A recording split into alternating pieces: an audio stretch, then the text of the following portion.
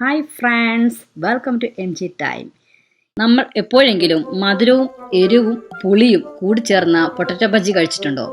ഇന്ന് നമ്മൾ അങ്ങനെ ഒരു റെസിപ്പിയാണ് ട്രൈ ചെയ്യാൻ പോകുന്നത്. എങ്ങനെയുണ്ടെന്നറിയാൻ വീഡിയോ സ്കിപ്പ് ചെയ്യാതെ കാണണേ.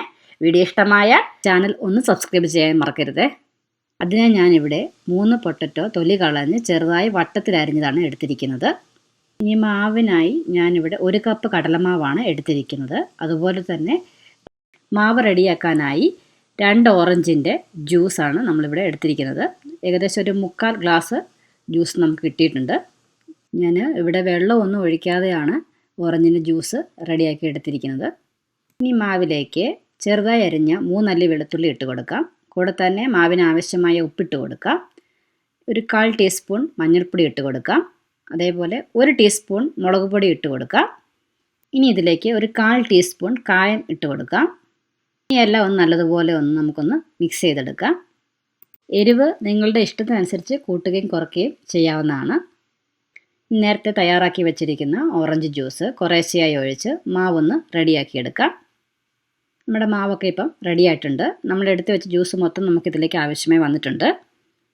ഇതേപോലെ ഒരുപാട് ലൂസാവാതെയും അതുപോലെ തന്നെ ഒരുപാട് കട്ടിയാവാതെയും വേണം മാവ് റെഡിയാക്കി എടുക്കാനായിട്ട്.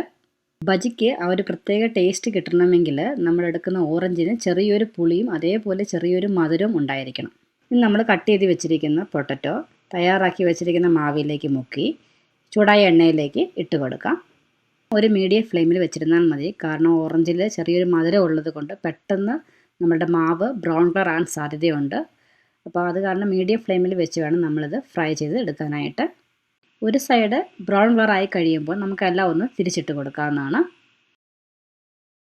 ഇപ്പം എല്ലാം റെഡി ആയിട്ടുണ്ട്. ഈ സമയമാകുമ്പോൾ നമുക്കെല്ലാം എണ്ണയിൽ നിന്ന് കോരി മാറ്റാവുന്നതാണ്. ഇങ്ങനെ നമുക്ക് ബാക്കിയെല്ലാം ഒന്ന് റെഡിയാക്കി എടുക്കാം. ഇപ്പം നമ്മളെല്ലാം ഒന്ന് റെഡിയാക്കി എടുത്തിട്ടുണ്ട്. ഇപ്പം നമുക്ക് ഇന്നൊരെണ്ണം കഴിച്ചു നോക്കാം, എങ്ങനെയുണ്ടെന്ന് നോക്കാം.